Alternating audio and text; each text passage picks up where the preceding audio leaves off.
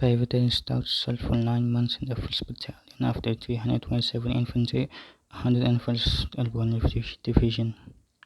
He was treated for concussion and temporary deafness, which he received from bullets and a multi round fired by North Vietnamese soldiers that hit an ammunition dump while he was in Darfur. He was later assigned to public information soldier for the Diplomat and the World Battalion newspaper. During his recovery after his superiors found out his aspiration of becoming a freelancer prior to being drafted. All that he did was submit to stories for the weekend he could write with any unit he wanted. Cycle Force, he remembered, that was where all the action was. Not long after he recovered, he joined one of the companies to cover them. They had kidnapped a teenage girl. They interrogated her, raped her, and then killed her. And 20 more insults from a medical member and Stout himself violated her for over 2 days. Stout would report to the battalion sergeant major, who was told of by saying that such things happen in war and that he should forget it. He would rarely report it to a chaplain, and both of them would confront the sergeant major, only to be told off again. Stout remembered Sergeant Major told the chaplain to stick to religion, sent him away, and told me to keep quiet, that I did not have to come back from the next operation. Formed in November of 1965 by Major David Hackworth, Tiger Force was a reconnaissance and commander platoon, or recondo unit. They were intended to, in Hackworth's words, out-guerrilla the guerrillas. Only 45 men were to be accepted into the Tigers, and it was only after 3 months of combat experience and screening done by commanders who would bombard the soldiers with questions, especially about their willingness to kill. Headed by Hackworth, who was also a Korean war veteran and war hero. Some folks at the Military Assistance Command Vietnam, or MACV, were worried that such a platoon with so much freedom in conducting its operations would be difficult to control. But General Westmoreland and other commanders admired Tiger Force for their ferocity, the same ferocity they had given the group list of crimes during the Vietnam War. The summer of '67, Tiger Force was sent to Song Po Valley. They received intelligence that the Viet Cong were extracting rice from farmers there, and that the group must stop more rice from being taken from the valley. The area had been declared a free valley zone, and that there are no friendlies. Tiger Force was ordered to evacuate the villagers to hamlets, a sort of shelter, though smaller than villages, in other parts of the valley, so that they could burn the villagers' houses and destroy the rice paddies.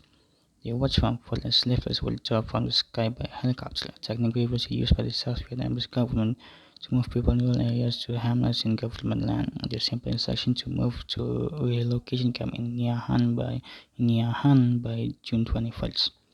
2 nights from when they would read the leaflets.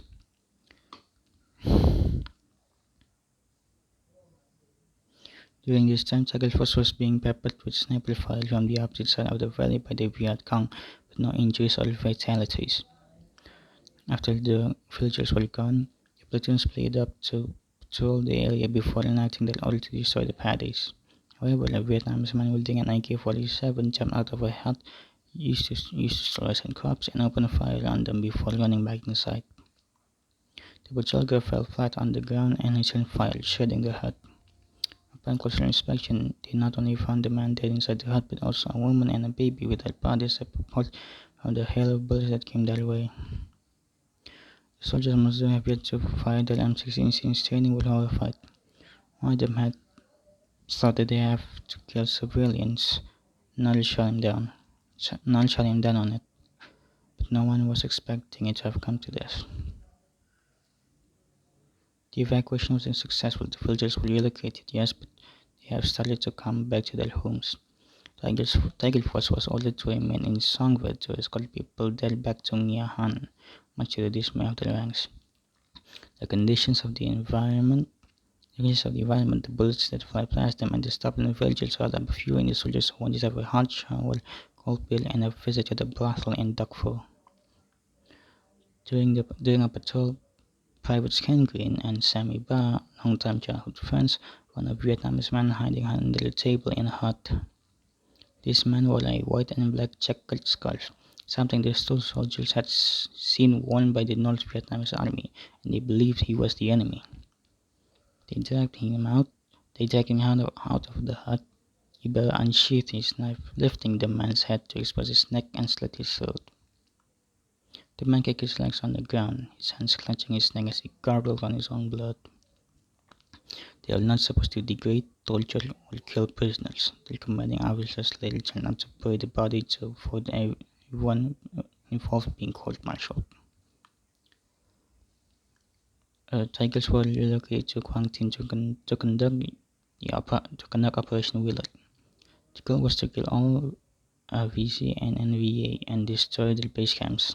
On September 20th, 4 Tigers were sent to check on wounded soldiers at a South Vietnamese base on a hill as ordered by Lieutenant Hawkins.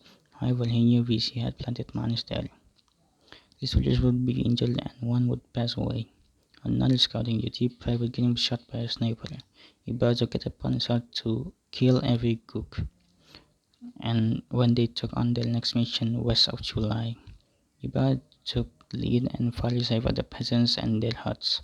Others joined in until they had spent their ammunition. The villagers hand raised a rifle at the Tigers because they never had any. Fielded 27th, we won 327 kills. It was the order they were given by November, and by November 9th they had reached that quota. All the soldiers claimed to have killed 120 of them, most of them unarmed. After this, they spun to a distress call from non-unit and opened fire on more villagers. Private Ibarra personally had beheaded an infant after the bullets stopped flying. After this, as well as the uh, was it? After this, as well as the controversy of the massacre at the village called Milai, the U.S. military formed a sort of investigation unit onto their own troops during the war.